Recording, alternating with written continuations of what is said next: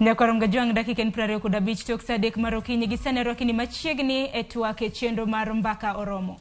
Twak mabende odoro bedo gode kinde thuolo mar saa 1:30 kama biro. Parni chenro mar Mbaka Oromo bende chenro mabende wajatudre gi jofwambo magwa e kor gwenge mopogore opogore mar mondo mi ginyiswa wach mabende giluwo mago weche manyien mabende giluwe kor gwenge mabende gintiere kanyakla kod thor wach mabende wantiere godo kaka jopiny biro bedo kuchiwo pachu. Koko manyakoro mgajwang okiny makawuono wadwaro mar mondo mi walose kotende kod okenge mag siasa. Nyaka gisani koro ji penjere ni Azimio ochomo kanye. Okang' ma kama endi biro bang' dongruoge mopogore opogore. Nwaneno kanyo nyocha kana jatend duond bura mano mar NAK Kenya Martha Karua kanyakla kod Jeremiah Kioni mabende wuok e duond bura mar Jubilee koro nochuogo riwruok moro mong'ere kaka Kamwene Leadership Forum. Riwruok mabende giwacho ni biro dwaro mago ganda modak masawa mano mar piny Kenya. Omiyo gi moko mabende osebedo katimore duond bura mar ODM kata mna riwruok kanyakla mano mar Azimio. Omiyo wapenjo ni Azimio ochomo kanya hinya motelo ne yiero mar higa mar 2027. In bende wariwi mar mondo mibed kodwa e twak makama kioronwa otele mago tema chuoka rede ka uchiel nono. Mbui mar Facebook, YouTube iyudo wachiel kachiel mano Ramogi TV. Tudri koda mbui maga fanpage mara e mbui mar Facebook iyuda @Sharon Ongao. Okiny makawuono nyakoro mgajwang antiere ka giwela riyo mabende abiro bedo katwak godo. Mokwongo antiere ka gi Ochieng Jera MCA Malindi mano mantiere kar chung'od bura Makibra. Jera haroki ni machiegni. Erokamano Sharon. Kopogore gi MCA Malindi nyakoro mgajwang bende antiere ka gi Meshak Odede jal mabende osebedo kwa poro godo ahinya kaluwore kod weche mag siasa kaka dhie pacho kaende. Odede haroki ni machiegni. Erokamano Sharon. Achak mana kodi Azimio ochomo kanye. Azimio ochomo 2027. Idwana wach mang'eny. Dog wach mang'eny. Koro nyaka isir. Azimio ochomo 2027. But aparo ni Azimio timo tijgi kako winjore.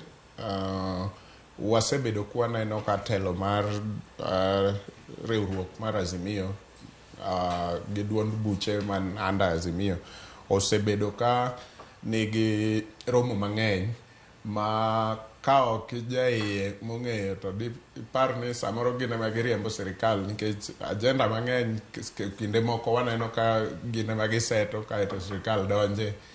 Seche moko bende waneno ka gimiyo sirikal obedo jok machalo jok ma ema pingo Azimio nikech nitie seche moko minyalo winjo kata ka jopiny paro ni sirikal onego nyiswa gima gisetimo gisiko nyisowa gi Azimio gi romo mag Azimio. So aponi mano omiyo afil ni gisebedo ka gitimo tijgi kaka opposition to maduong' moloyo ni it would have been expected ni by sechegi opposition ne onge kendo ng'eny ji samoro no paro ni noseringo donjo kata sirikal kaluwore gi experience mwasebedo go e siasa ma pacho ka. Ang'eni mago duto te wabiro bedo kwa lose kata kamano ka rwaki twak Ochieng Jera ang'eni noyieri kod duond bura mar ODM achiel kuom duond buche mabende nitiere kweth kata mna riwruok mar Azimio. Mana penjo mabende apenjo nyakwara mgajwanga bende no ka Azimio kata mna riwruok mar Azimio biro bedo motelo ne yiero mano mar higa mar 2027. Sharon mokwongo wachni kidwang'e ni riwruok mar chama mora otegno tiwuotho kuom jopiny tiwinjo kaka giwacho. An ka wuotho tawinjo ka jopiny mor kabisa gi Azimio kendo giwacho ni Azimio okonyogi gore nigi e wach ma ngima matek. Ka japiny wuon mapako Azimio ng'iso ni Azimio ochomo kama ber. An be itere mabor ahinya. Azimio wacho ni nyaka around 2027 ni kapod wamakre kamoro achiel. An agombo ni wachna ni Azimio oriwre nyalo kawo sirikal anytime kowa sani. Doga penjo higa mar 2027 nikech ka ng'iyo kata mna higa mano higna 5 mokalo nwaneno ka kweth kinantiere NASA sani koro Azimio koro 2027 koro line up chal. Azimio oriwre makawo sirikal kata sani king'iyo kaka sirikal tiyo ng'isi ni jogo kia matimo ina ka jopiny ywak e departments te ochakre medo chiemo ngima mar dhano ute gimoro amora nyiso ni sirikal kia gima timo gidak na kanyo kache gin gi power tadire mantie ni Azimio oriwre kendo makore giikore mar bedo sirikal saa kapok oromo 2027 man manyalo ng'isi. To gimomiyo napenjo kama indi nikech jopiny osebedo ka penjo ni dibed ni Azimio wuore nwaneno kanyo kama Takarua Jeremiah Kioni nobiro gi riwruok monyiena manyien mane mong'ere kaka Kamwene Leadership Forum riwruok mabende giwacho ni chwalo dwaro mano mar jodak mago e gwenge mago mag Mount Kenya to kata kamano gin giwuon to giwacho ni oyo wanto pod wantiere riwruok mar Azimio kapok awinjo kata mna pacho kotende kod mano wawinjo nani Takarua kanyakla kod Jeremiah Kioni kana giloso kana giyango riwruok mong'ere kaka Kamwene Leadership Forum riwruok mabende giwacho ni biro bedo ka cholo dwaro mano mag oganda modak e basawa mar piny Kenya. Onye ne kana giloso. The cost of living is on the table. The table will be the issue that will be discussed on Thursday in the afternoon by the dialogue team. And we are hopeful that all sides of the divide will come committed to it. Certainly as in Azimio will come committed to it. What I must register as my displeasure is the fact that when we talked about the cost of living, they put the finance bill and they passed it. They didn't bother. Hiking the price of kerosene by 33 shillings at one go is totally insensitive. And we notice this is happening when Kenyans are already under a burden of high taxation and worsening economic conditions. It is also a time of high joblessness. I think we all witnessed in Mbaka yesterday thousands who came looking for only 350 jobs. So we know this is a time when most households do not even have a single person having formal employment. We therefore feel that this is insensitive and against the people. Nyakorom gajwange romo market kod mano bende Mama Takarua kanyakla kod Jeremiah Kioni no yango riwruok manyien mong'ere kaka Kamwene Leadership Forum ngene na giloso kutende kod pek mar ngima chutho kaluore kod twak mano mar thek mabende osebedo kadhi mbele kinde kweth mano mar Kenya Kwanza gi mano mar Azimio odede wach mar riwruok mong'ere kaka Kamwene Leadership Forum bende oganda osebedo ka penjo ni men riwruok mane to kata kamano Mama Takarua kanyakla kod Jeremiah Kioni to wacho ni gin pod gintiere e riwruok mano mar Azimio lo moja dwaro ni riwruok koro ntiere chochni ka. Sharon chochni onge kendo ganda wa nyaka ng'e maler ni chochni pok obet e Azimio. Gima timore ni nitiere duonde mosewuok loka machielo kocha ka accuse Honorable Martha Karua gi Kioni kod oganda mowuok Mount Kenya manie e Azimio ni ne ok gi deliver ombulu moromo gi paro mane ji ni godo ni mondo onengo karombo mbulu mane ji gombo ni mondo Azimio gombo ni mondo yudie Mount Kenya kata mane giwacho ndalo campaign ni gibro yudo e Mount Kenya. So koluwo mano chuno ni Honorable Martha Karua gi Jeremiah Kioni nyaka consolidate jotelo mamoko mawuok Mount Kenya mondo giriwre gi prove ni Mount Kenya pod nigi sanja maduong' kabisa mar jopiny ma support Azimio kaka coalition. Omiyo ka gidhi kamano to nyis ni gipogore giwuok e Azimio. Gidhi kamano mondo ginyis ni kata kwa bire mesa wan bende wan oganda moa Mount Kenya ok wan minority e mesa nikech wan gi supporters mang'eny mowuok Mount Kenya ma support Azimio. Kora paro ni route magikaono according to me ok en route marach, en route maber nikech ng'ato ka ng'ato nengo consolidate base ne mondo obed sure ni base ne nie Azimio kendo tegno ka girito yiero mabiro. Nikech penjo mabende osebedo kata mana kamienjo ni dibed ni riwruok makamano mano mar chwalo dwaro mar oganda mag Mount Kenya. En kaluwore kod lalruok mabende dhi nyime nikech pok waneno jal mabende wuok e gwenge mag Mount Kenya mabende noriw e kind jotelo abich mano motelo ni kweth mar Azimio twak. Erokamano mano to en adieri ni achiel kuom weche magigombo en ni dwach jo Mount Kenya bende mondo obedie mesa cha sama joka loso to owachie a few of those things. To maduong' moingo mano en ni mondo ibed jatelo nyaka bed ni nitie joma luwi. So joma luwi nyaka luwi kaluwore gi nengo ma in godo kamidhieno gi gik miting'o itero kanyo mondo idhi wach koluwore gi dwachgi.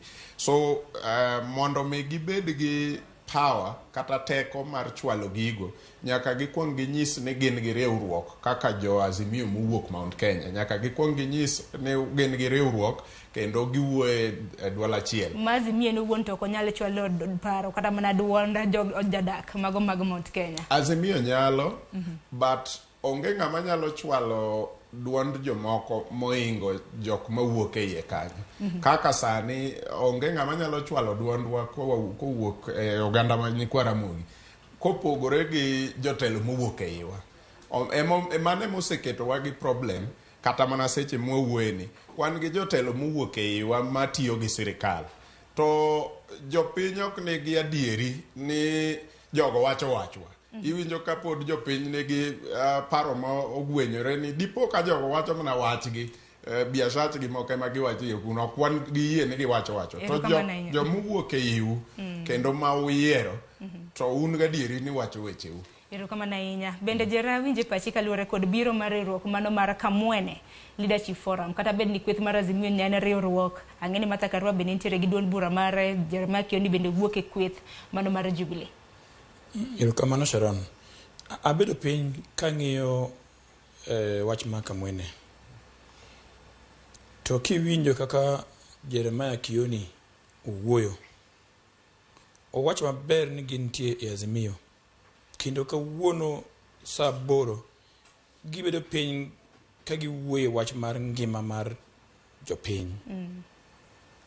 Mano ng'isi ni wigite ni Azimio. To kase ng'iyo siasa mokalo chien kae. Ot mar jomumbi ni. Sama gido join ok digi join dak bi e party mar dichiel. Gidongo kama gidonje mokwongo ka giwuok mos. Adire mantie ni jodala mar jo Central ng'engi oseol gi sirikal. Sirikal nochiko gi gik mang'eny tok timre. Omiyo girango rieko mar sudo kama Azimio nitie. To mondo gidhi Azimio dichiel gichako wuoyo ema giluoro. Koro mae en rieko mar dok chien ibiro gi gimoro ot moro ma ginyalo donje ka gocho ma ok en Azimio ma odwa ma jodalawa. Kani winjo kaka MP mane vokola nyama ni yanyo kabisa ni nyinge runyakae mane jadubura makani manyeri kae kaka no wacho wach ma cost of living kaka ngemo saidho malo ni chiko wani biro dwoko nengo mafuta piny ni chiko gik mang'eny koro jo piny hinyore en owuon mano yanyo zaidi sani njoko ywak ngima tek kabisa to ngiso ni en to ojachir owachi ka jiwinjo nitie jotelo mang'eny magino hinyo gi molonga tangata sani kidhi e piny mar Central nitie jotelo madak wuo e wach mar sirikal ni jopiny biro sayo gi kendo riembo gi omiyo gima gitimo kae en loso ot moro ma ok en Azimio to ken joka mondo migigo go koko maka giwuoyo to wacho ok owuoyo kaka Azimio wawuoyo kaka jothurwa ma jo Central ma sirikal hinyo mano duondgi mar go koko to mane e yo madhi go Azimio nikech sama gigo sirikal nyiso sirikal ok okonyogi gimno chike gi te ogine mane no kanyo maini kore neno ka gima iwacho ni en intact en karkar Azimio makre motegno kendo dire mantie ni mama Martha Karua e jalup jatendwa Raila Amolo Odinga en kanyo tuke maber kabisa en gima wacho ni gidok chien mondo gikaw nyirombe mang'eny nyirombe ng'eng man kacha ma yuo kabisa to nyaka girang rieko madhi kawo go ok nyalo kawo gi dichiel tiketo gi Azimio to pod gin e serikal gido kama ginyalo bedo ni giwuoye ka giwacho ni mama kosa to giwacho ni ma od jomumbi tangisi ni kimi jogo ndalo matin kabisa ibone ka odno chako pong wabiro neno kaka okang' ma kamano biro bedo ka dhipo nono ne gimbe ne gibiro bedo ka gitimo kisera mano mar ombulu mar mondo mi ahinya jodak mago mag Mount Kenya oriwre kodgi bende kotenre gi mano nikech bende giloso kotenre kod pek mar ngima wang'e ni Kalonzo Musyoka jatend duond bura mar Wiper ma bende en jakom mar kamiti mano mar lalruok e kweth mano mar Azimio bedo duche ma kawuono ang'e ni gidhi bedo ka giloso kaluwore kod dwaro margi kaluwore kod lalruok ma bende bedo ka dhi nyime lalruok ma kama indi kata naka penji mesha kanochako nantiere timeline mabede jo Azimio noketo nyaka sani lalruok makamano kata mana agenda mosepedhe mesa unge motegno lalruok makamano bende nwaneno pod dhi nyime e gwenge mano ka romo mar Bomas erokamano kapok wachopo kanyo Sharon gima jo Mount Kenya temo timo kata migosi Martha Karua gi timne chalo gima oganda mawuok North Eastern osebedo katimo all along en gima onge pogruok gi gima oganda ma North Eastern osebedo katimo king'iyo mos e sirikal moro amora kata mokalo chien ibro yudo ka ji dhi e yiero ka ji osetieko yiero kata kapok ji odhi e yiero ibro yudo ka jo-Islam mawuok e North Eastern ng'enyne seche moko gipogore jomoko ni kocha jomoko ni koni but nitiere kama pile pile girome to giwacho ni wan kaka jo-Islam seche moko giromo to giluongore ni wan kaka pastoralist community sewinjo gik makamago kiwinjo ka gitajo wach mar pastoralist community ting'eni kanyo bro riwo gi te man kocha kata man koni e kaka jo Mount Kenya bende aparo ni koro biro gi gimoro manyalo chalo kamano ma giluongo ni Kamwene Leadership Forum maka kotaj mano to koro gigolo boundary mar chama kanyo koro giwacho wach ngimagi kaka jo Mount Kenya ma feel ni kachutho to nego bed ni gwenge te nigi gik makamago mane momiyo wan kaka joka nyikwara Ramogi Ajwang nyo waneno matek chien ka seche moko igowa lwenje moko tiyudo ka part of you ni kocha kendo support ni gini timore maber kabisa ke jamo nyithindu mokinego to ok winjre maber jo-Islam kogik kanyo to gikweni wan kaka jo-Islam watamore wachni kendo kanyo koro onge party en ni rach kata ber ne ng'ata mare uruogwa apa ni mae kuma Martha Karua gi Jeremiah Kioni temo dhiro Mount Kenya mondo dhiye ni kogik e wach ma tajo kuom nyithindwa yudo tich kata gik makamagi to wariwore kendo wawacho dhok achiel kabire wach mani penjo wach mar bipartisan talk aparo ni nochakore to waduto wang'eyo ni jo Kenya Kwanza ne ok winj maber mondo mbaka makama odhi nyime kendo ng'enygi to ne ok orwako wach mar dhi bete mesa mondo ji ogo mbaka ma nyalo riwo jo Kenya achiel kuomgi gin kaka jalup president Rigathi osewacho e lela e mbele cameras ni en to en wuon ne ok ogomb ni mondo mbaka makama odhi nyime to bende wasewinjo ka giwuotho e rallies mopogore opogore across the country ka giwacho jotelo mopogore opogore ma omako lemo madongo e Kenya Kwanza kawacho gin giwegi ni ok gine gima mbaka ni biro kelo ma to semiyo chuny jomoko gore kata chuny jowa supporters mag Azimio moko chunygi osegore kaparo ni mbaka ni ok bi kelo gimoro malich kaluwore gi kaka gineno ka joka wacho timbe ni pani bokelo kaka janon siasa ananeno ka mbaka ni osekelo already nikech kadine mbaka ni onge sani dikoro wane okang' machielo mar dunyruok ma samoro wuoye kani dikoro ji gwere ma piny lich nikech degicha momentum dikoro seidho kendo samoro dikoro ala madhi nyime e Kenya ka onge samoro dikoro tije mipango gi kata mana sirikal nyo obedo gi thuolo makende mondo pang tije mamoko kagi kacha kata mana recruitment abila miwinjo nyo waneno ka oganda matindo dhiye mang'eny kagombo mondo gidonji e tij lweny gi gik makama gi kabila go kata recruitment go kapar ni dinotimore kata e gwengewa ka dine bed ni dunyruok dhi nyime. So according to me beda ni ji nie mesa nikech onge kaka solution nyalo biro kapok wabet e mesa. Nyalo bedo to digni mane mesa ka indi bende dhi nyime kuom ranyisi kata mana nyaka sani wang'eni chieng' tich abich mano mar jumani kamiti no dhi bedo gi romo gi jokanyo ma bende nochwalo mano pachgi jumbe 2 mokalo gidhi bedo gi jo IBC kanyo MCK mano duol mochung' ne jofwambo mamoko. Mano emomiyo awacho ni wase achieve a lot by bede mesa no kato bedo ni nitie kundi kata sanja moko ma bete mesa no ne rach negi to bedo ni mesa no dhi nyime omiyo pachgi biro dhi kalokore. Inyalo paro ni nyaka nyo ji ochak bete mesa no ok isewinjo for example duond Kimani Ichung'wa mane en godo duol mane en go kane pok okele mesa no kaka achiel kuom jokombe ma tayo budho makamano to ibro yudo ni mesa no bende mana gi dhogi kaka isewacho osekelo jomamoko jo-Kenya mamoko mondo chwal duondgi kuom nyiso ni adieri gimoyangore kanyo ratiro en ni kata bed ni nochak gini kendo push ne en mar Azimio but fwenyore ratiro kendo lela ni nitie jo-Kenya mamoko ma ne ok bedo achiel kuom jok mane push mondo ji obede mesa lakini giyie ni nitie issues monengo jo-Kenya wuoye emomiyo IBC gi jok makamago ni thuolo koro kelo weche moko magi paro nonengo losi. Ero kama na inya jere imbe na yunje pachi kaluwore kod lalruok nikech mena achiel kuom chenro mabende kweth mar Azimio ne nitiere goda hinya nyaka luwore kod pek mar ngima nyaka gisan mang'eni pek mar ngima pod racha mokalo kendo medo bedo marach kaluwore kod osuru mopogore mabende koro ijuogo e mwandu. In kaka jaod bura ahinya MCA mane kar chung' od bura ma Kibra ineno ka nitiere geno e lalruok makamagi. Mokwongo abenda sir wach mane kwe mane nitie e Kenya ka sani omiyo uchumi ma Kenya opogore gi mancha nitie dweche 2 mokalo. Kiparo dweche 2 mokalo ne ji ringo kamoro amora e Kenya kae. Mano nyiso ni jowa ok ne productive, ji ok ne dhi tich.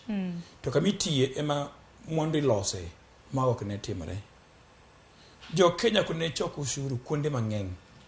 Nyiso ni pesa mar riembo sirikal ne ok nyal yudore kech ne nitie koko e piny. To nyaka ne jakom kel kwe. Sani koro piny oling' thi. Jogi choko usuru kamoro amora. Mano nyisi ni wasego atua maduong' e yo ma kelo kwe to gi yo ma wuoyo. Tado nyisi gima ma kada pandi e wach mar wuoyo madhi mbele Bomas. King'ie maber tibiro fwenyo ni korka namba 1 ok pingo wach ma wuoyo kendo geling' thi. Joma pingo wach ma wuoyo ni en namba 2 ni kende moyenyo zaidi nikech opare pache ni ka ji wuoyo to en midhi gwe oko ka jomoko biro. Domino wuon nowacho ni noko siro twak makamano kata mana kapok nochako. Emno ong'eyo. Ka bende wacho ni Raila Odinga nosetiekre gi jatend piny Kenya mane gwenge mag Mombasa. Ema kora ng'isi ni ya. Mano to nyako owacha mondo bende oluogo wang'e. To gima chande kong'e maber ni gitiekre Mombasa tang' moluoro. Ok be jiwuo. Gima chande oparo ni kapo ni jo Azimio wuoyo gi jo sirikal to en midhi goye oko ka jogi donjo samore sirikal. To jakom bende wacho pile ni oko donjo sirikal. Gima odwaro ni mondo jo Kenya oyud ngima mokwe, arita maber, ngima ma midak king'e ni dak ka ja Kenya to ka ji dhi yiero bedo maber kendo mokwe. To magi gik magiluoro nikech en bende oparo wiye moro ng'ise ni kapo ni ng'at mani kom ni owuok to dhi donjo mani yo achiel mane gidonjo go e sirikal. To kapo no tim reforms to dhi tam donjo e sirikal nikech ong'e maber e kura migo achiel 2 ok onyal. Koro ok gidwar reforms gi. Emomiyo jok maluore machiegni ne konye e pingo wach mar bedo ka ji wuoyo. To sani en owuon kendo mede ode koro liel mach. Koro gigore kendgi. Omiyo masire wach mar to wuoyo madhi mbele ni onge. Emo koro kwe nitie dhi mbele. Tado ng'isi gimoro machielo. Kanoya uthuolo mondo ji okel pachgi e kamati ma bipartisan.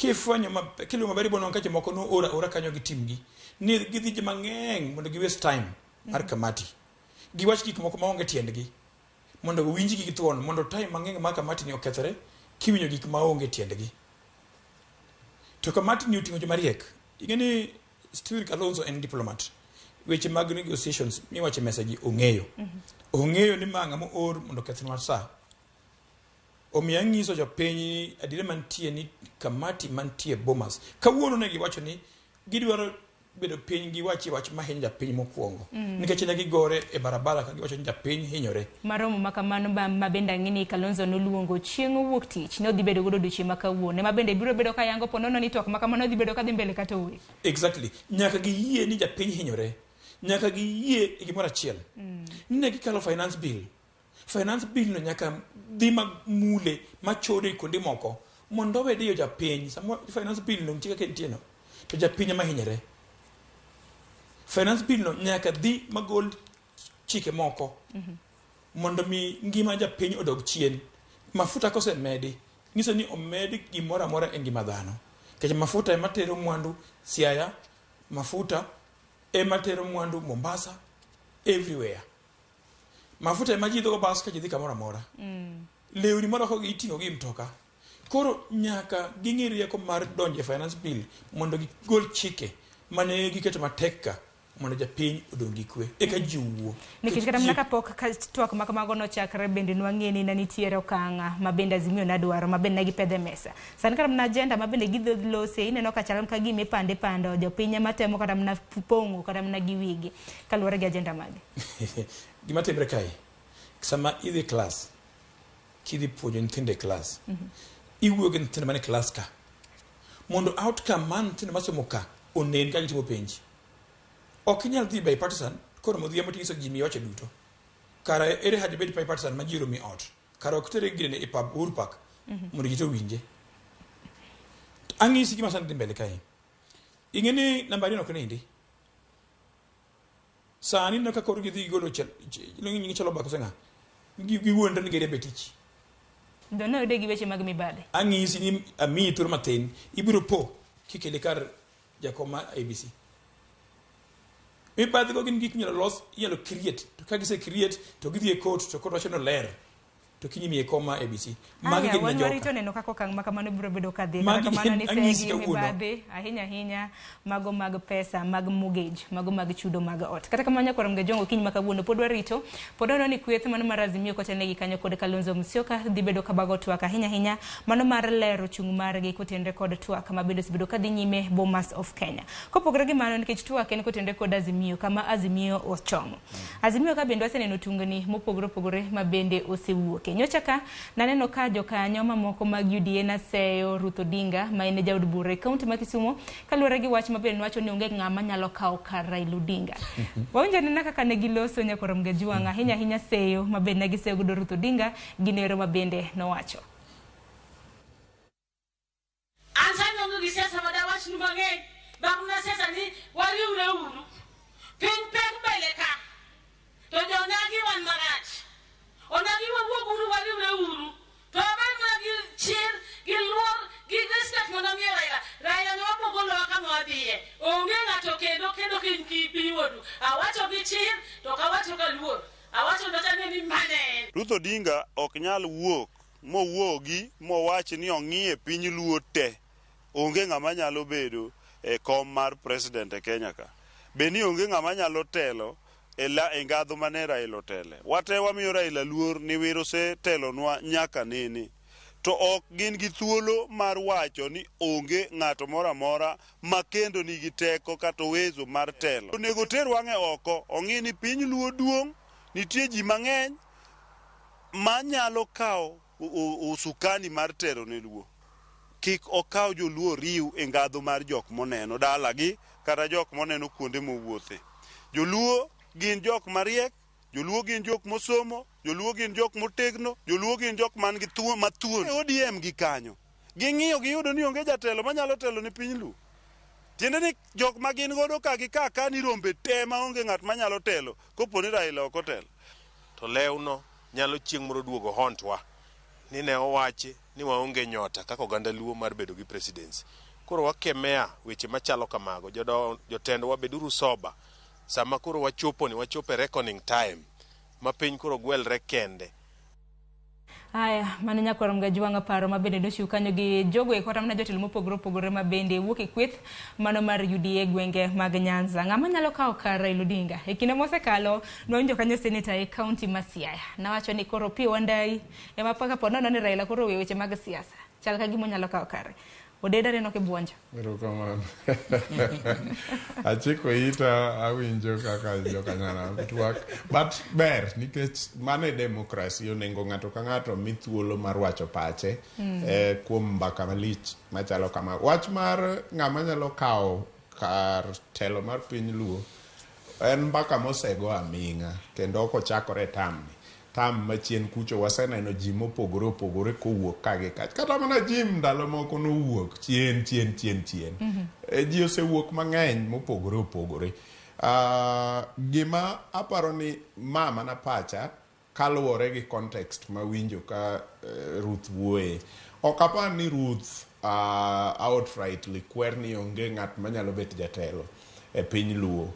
Aparo ni context ma Ruth wuoye en ni eseche gi piny luo nigi jatendgi ma en Raila Amolo Odinga. Tok ber ka sama piny luo nigi jatendgi ma en Raila Amolo Odinga wachake ui ka ma ise wach mabende jaod bure kaunti ma Kisumu no wacho Ruth Odinga. Awacho ni context ma Ruth ji ok understand. Ruth temo wacho ni esechegi piny luo ni anda tend Raila Amolo Odinga. Koro wariure uru mondo Raila odhi kodwa kuma wagombo dhiye. Kik wachak kelo dhao sani kapod Raila otelo nwa to eng'e ka wagore wamanyo ng'ama dwa kawo kare. To ka sani ochopo mowuok to piny luo nigi jotelo mang'eny biro kendo biro yudore. Gima watemo wacho en ni ok wadwa donje e situation ma maybe wanyalo wacho ni oganda ma Mount Kenya odonje. Nikech sama no Uhuru otelo negi kapod Uhuru otelo to gichako yware chien ka gimanyo ng'ama dwa kawo kar Uhuru.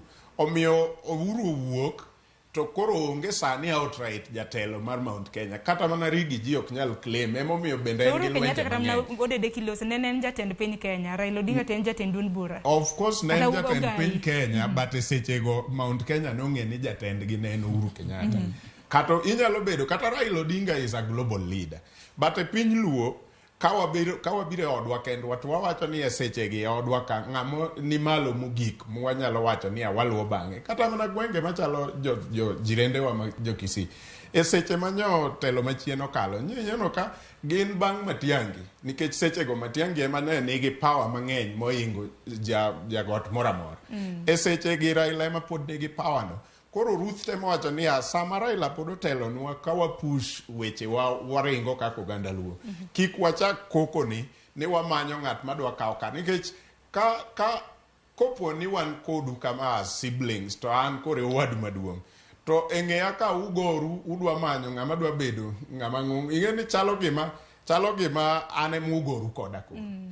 Mapani Ruth ne temo wacho ni sechegi to waluru bang' Raila wariure. To ok apar ni owacho ni ka Raila onge kiny ni to ok nyalo yudore jaluo mabro telo. Kata Odinga ne ok owewa e lwet Raila mowacho nwa ni ma. To penjo ma kamano ng'eni biro bedo kanywago penjo mathoth ahinya ka bende Raila Odinga biro bedo the sixth gima moko. Kata kamano Jera, awinjo na pachi kotende kod mano kapok kwa yo matin. Dibed ni waonge nyota kaka achiel kuom jokanyo mago mag UDA e gwenge mag Nyanza wacho. Mokwongo wawach kamae. Jo UDA uluongre nja UDA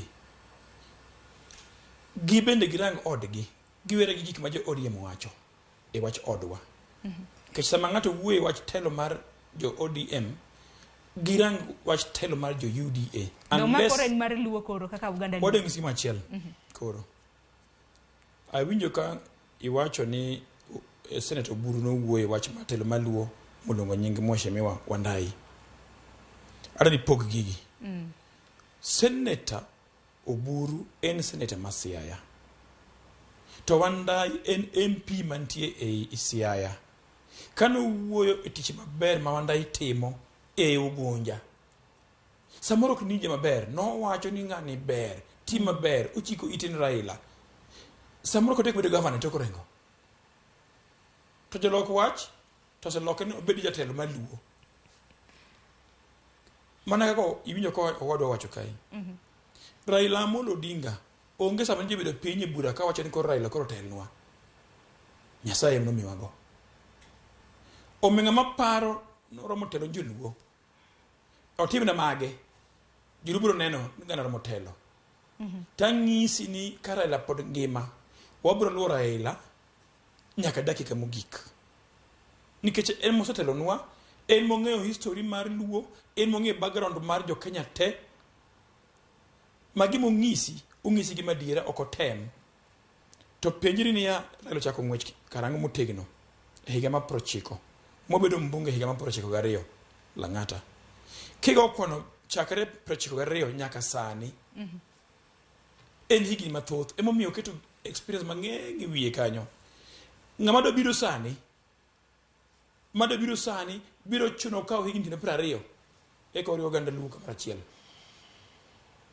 kech gin gibiro ga agenda mana mag Raila ogibi ga agenda mar onagi e chunygi omiyo nyiso gi bedo gi kwe tin joluo kasa ochopo ni yude to wegori gi Raila kech Raila to e ker mwaluo to wabro luwe podi koro ng'abo ka okareno aparo ni mane wach maduong' mabende koro oganda osebedo karabna kawach idwa kaw kar osetho adieri to en ni jotelo ng'eny e piny luo kendo jotelo nitie manyalo timo maber samoro kata moingo Raila but samwa wuoni to Raila ema pod jatendwa to ka chieng' moro chopo kata Raila nyalo wacho kiny ni yawa jokama an kora winjo ka ajony adwa ni mondo adog ayue bondo koro siasa dhi nyime Kenya nyaka dhi nyime kendo piny luo be nyaka dhi nyime gi siasa jatelo biro wuok kende gima onengo sani jotendwa mang'eny otim kata jok manie UDA an aonge gi problem gi jok manie UDA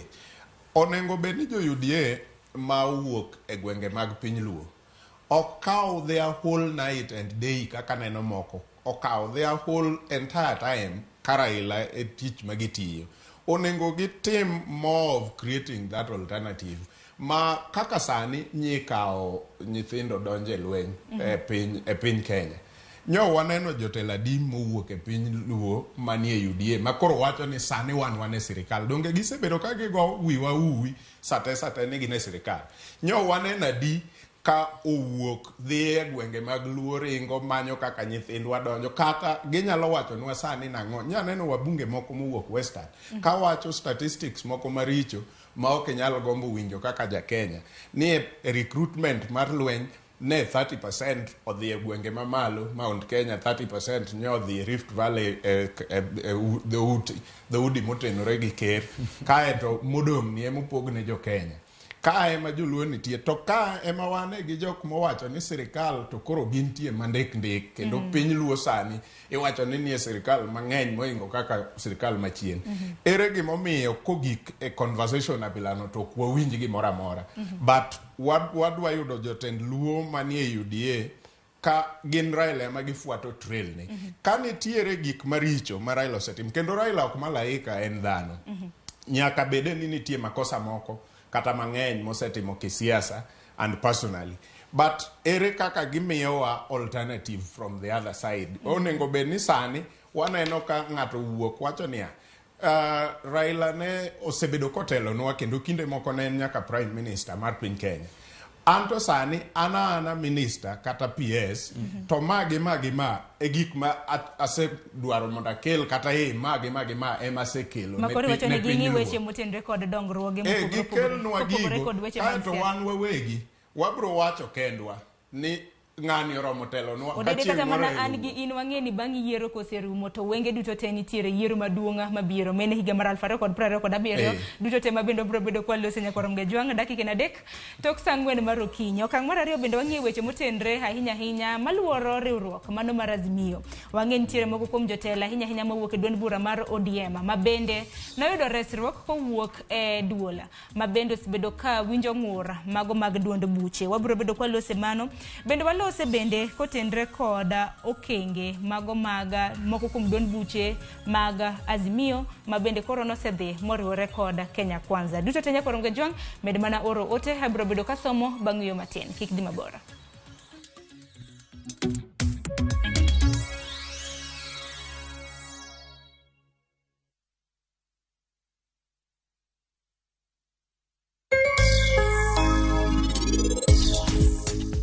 Beine sechope paunde gadie. Asechopo. Joma dhi konyowa osechopo kanyo sani. To ka ng'ato nena meher kama, adwa ni mondo tiek rekodi. Kikileo kata matin osiepna. Yawota tekoro seikore. To sani, wanwarito mana sama For be. KPLC tokens, Bela charges. Only on Airtel Money. Dial *334#. Select Lipana Airtel Pay Bill, then select KPLC.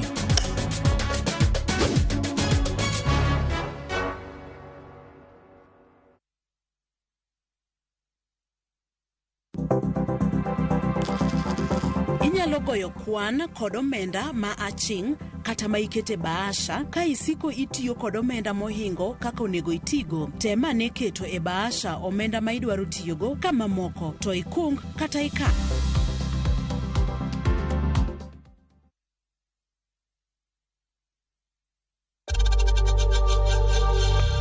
We know times are tough, so save money by buying airtime from M-Pesa to any network with zero transaction fees. Dial *487*2# and get your airtime PAP with zero transaction costs.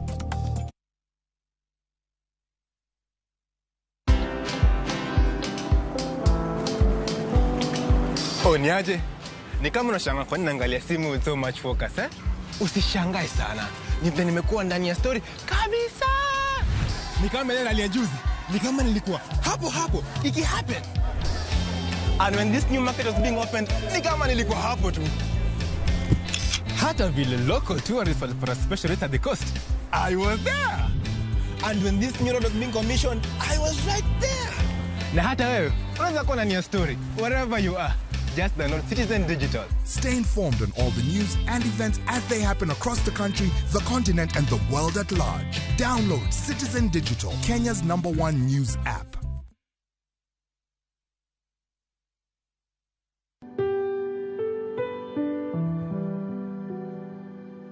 Nini nakupea stress?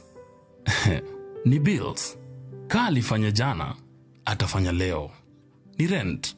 Kaa alifanya jana, atafanya leo. School fees? Kama alifanya jana, atafanya leo. Ni mambo ya ndoa. Usiwe na wasiwasi. Kaa alifanya jana, atafanya leo. Juu yeye ni alpha na omega. Dial *811*346# to get kama alifanya.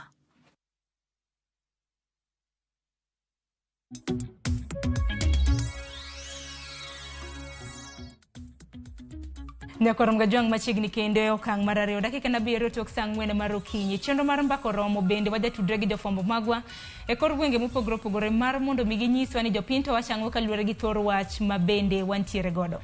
Okinyi ma kawuono kwapenjo ni Azimio ochomo kanye. Mathoth mabedo osebedo katimore e duond bura mar Azimio. Jodak e kaunti ma Kisumo bende koro dwaro chiwo pachgi kaluwore gi thor wach. Wawinjo na gima giwacho.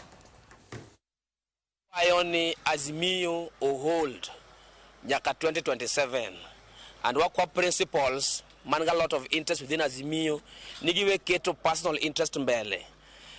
The people of Kisumu County and other counties and other Azimio counties niga lot of respect to gigeno maduong ni Azimio de loso serikal 2027 ekura mwadhiye.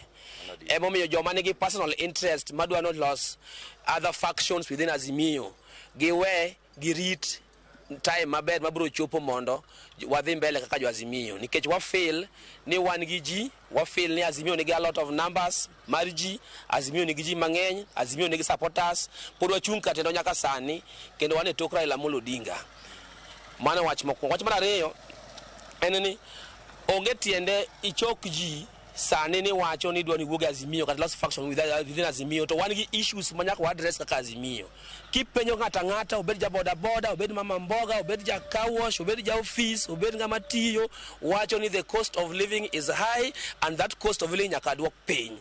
To mondo duoke piny nyaka wa focus kaka jo Azimio wabed in unity e tok Raila Amolo Odinga ma en presidential candidate marwa. Wach mar wacho ni Azimio is divided, mano en a creation of the media. Kendo wacho ni the media ong'eyo maber ni negativity sells. Kendo ging'e ni seche mage wacho anything negative about Azimio, then people they get attracted towards that story. Mi an ang'eyo ni Azimio is not divided. Ang'eyo ni what Martha Karua is trying to do gi Jeremiah Kioni is to create a strategy magidwa bring godo together, gidwa consolidate godo support mar Central Kenya. Nikech ung'eyo ni Martha Karua kane wadhigo yiero, backyard ne no ko deliver 100%. Kendo ng'e ni ne ok wayudo ombulu maber kabisa e backyard mar Martha Karua. Ombulu mane wayudo nikech Raila Amolo Odinga.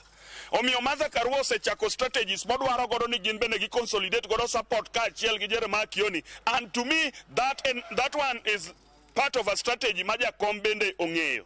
Omiyo pacha moro nyisa ne wach mar wacho ni Azimio dwa barore en a creation mar the UDA party mondo mi onen ni Azimio dwa pogore nikech gin be giwegi gin gi koko within the UDA. Gima matimre sani en propaganda mang'eny, lakini an gi duto te ang'e ni Azimio to ok barre sani. Jok maketo propaganda maparo ni Azimio nya barore, Azimio nitie kidete kendo gichung' imara. Mano ok nya pogo Azimio nikech wan ng'e ni komanda wa en achiel ma en Raila Amolo Odinga. Ka en pok owuok oko mowacho nwa ni gino dhi pogo Azimio, to wan pod kaka jopiny ma supporters mag Raila Amolo Odinga pod wang'e ni gin kumoro achiel. To gima gitemo timono ok bi timre nikech ne gisale bet piny ma giwinjore mondo gibed kumoro achiel mondo ging'i matako mar jo-Kenya. Nyakor Mgajwanga mago gin paro mabendo imedo chiw kanyo gi jodak e county mano ma Kisumo. Pod warango counties mamoko mar mondo mi wayud pach jopiny kaluwore gi thoro wach ma wantiere. Achiel kuom jodak e county ma Kisumo, Sospito Bungu, wacho ni oseyo jofwambo dibe ni waoro ndere ahinya. Odede mana machuaka poka ka ute. Aparo ni Bungu ni mana kare kien. Ng'enyne ka I mean, it has become a cliche gi dhongere ni en gima wawacho sate. Negativity sells. Ka jo media okelo mbaka moro to seche moko yo mayot mar gwe mbaka no en mano gir jo media mano. Donc samoro jo media kelo mbaka mano mondo wawinj response. Jo media biro kelo to jokocha wacho ni mano jo media, jokoni be wacho ni mano jo media. Hapa ni jo media kata na jofwambo dwaro ga mar ng'eyo. Une mwadeuga sama waonge duoko mar gimoro.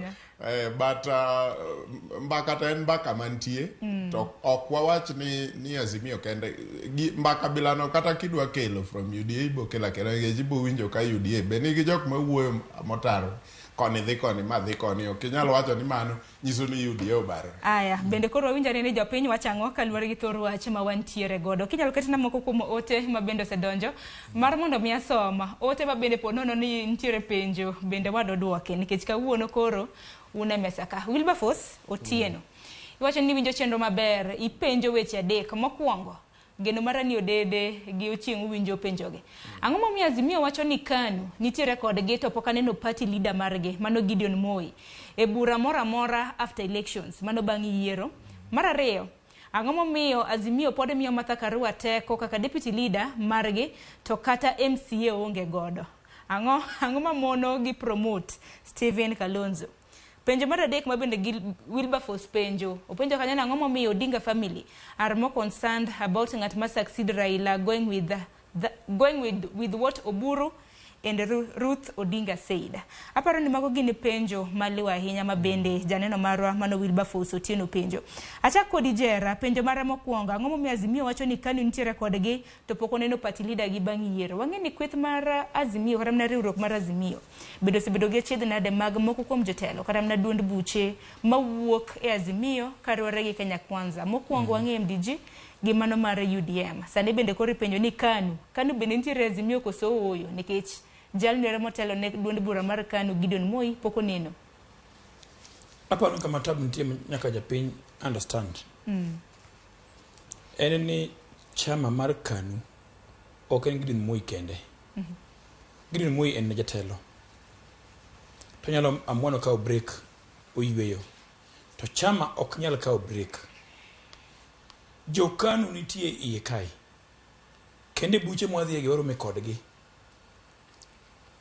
Gimiya kinge ni jotelo mantie momako chama gi moko. Nitie negi kale serikal mokalogo. To giluoro wuoyo ama wok adharani ka giore gi serikandego. Moko be nitie manyaka nene pok odhi e jela. To giluoro wach moro no maka otera e court. Nikech ni opposition. Koro gima gitimo ng'eny gi linga, lakini joke gi members maggi to biri buche mwantiego pile. Kendo pok gikwere gi iwuok. To donka giselinge momine ya oganda koro penjore ni dibed ni nitie kaka riwruok koro bedo mayomyo. Riwruok otegno kata kirango japiny ka wuoyo kuom jakom. Donge gimoro. Jatelo mar gari ni en Raila Amolo Odinga. Kadwa ng'isi kata weche mag chama gi. Gin natie kanyo mondo miyo ger ot bed maduong'. Ger ot marooms ng'eng'e. Lakini kiranga dira kata kura mane wanong'o Central Kenya. Inyalo poki yudo ni kuch jakom ne ng'eny kuno molo Martha Karua gi jogo te kod kamara achiel. Nikech ji ogeno kuom jakom. Omiyo ji owerango ni ng'ane ok obiro nang'o. Jopiny ma jochamago ni kodwa kae. Kendo gibed gi kwe ni chama ama coalition mar Azimio otegno. Nikitangene wach machielo ma bende jopiny bende aneno karamna ka penjo ka en kaluwore kod jod bura mantiere e National Assembly kanyakla kod Senate mawuok e kweth mar Azimio. Kata mna king'iyo duond buche ma bende nitiere riwruoge mar Azimio. Ng'ato penjo kanyo karamna Wilberforce penjo mar bende no penjo ni Martha Karua pod oket kaka deputy mano mar Raila Odinga. To kata mna MCA monge godo kata mana chiel mano yier. Arrangements kapok wacho arrangements mantie sani. Kono dhi yiero Martha Karua ne jalup jakom. To kano ase yiero majo Kenya tonge ne moko ntimo timre bo mesa. Samoro dibed ni kata MCs mage go bunge mage no tam e kombe ka ji dhi yiero mondo kik obed motegno ko wok Central. Ok dimi wagole kom mano mako no kapoko dhi yiero mokalo ni. Sani pok Oromo kendo chak pango yiero mabiro. Omiyo podeni komno nyaka chingwa chak Oromo delegates kendo Kenya mangima. Ma delegates makoro wachi ni wange ni ngamadhika en ngamakama ngamadhika en ngamakama. Delegates no amua ni Karua emanduo jakom nyaka wachak Oromo delegates kendo eka digole. Ero kama na inyodede hawinyo na pachi kaluwore kod penjo mabende ero kama no I think Wilberforce penjo maber. Martha ne ok oyiero on the basis kata sama ni yiere no ne ok oyiere nikech ne en gi wabunge kata MCS. No yier Martha nikech namba achiel jakom no believe ni joma mine o deserve position malo manyalo yudore Kenya ka mondo gibedie telo. Namba 2 jakom nikech ne antiere e paw dhot mar KICC ka jakom unveil Martha. Namba 2 jakom no wacho ni this lady osetiyogo for long gisebet kode siasa mang'eny kendo Martha understand the struggle mar